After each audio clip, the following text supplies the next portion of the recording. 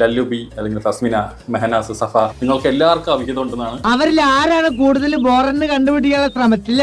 വൃത്തികെട്ടവൻ ശവം പറയുന്നതനുസരിച്ചിട്ട് താങ്കളുടെ മുൻ ഭാര്യയ്ക്ക് ഒട്ടേറെ ബന്ധങ്ങളുണ്ട്, ഒട്ടേറെ റിലേഷൻഷിപ്പ് ഉണ്ട്.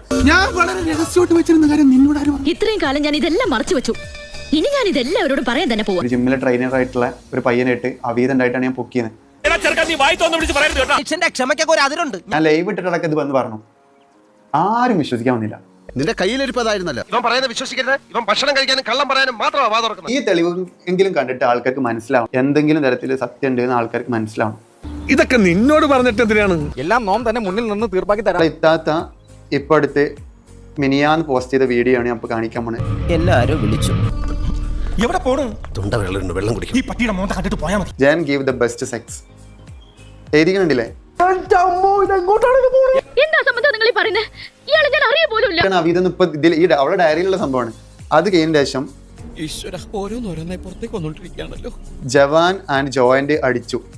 അവളുടെ ഡയറിയിൽ എഴുതിയാ ഓരോ നേരം ഓരോ ബ്രാൻഡാ കഴിക്കുന്നത്. വാസു, ഇവൻ ഞാൻ ഉദ്ദേശിച്ചതിനെക്കാളും തറയാണല്ലേ തത്തറ.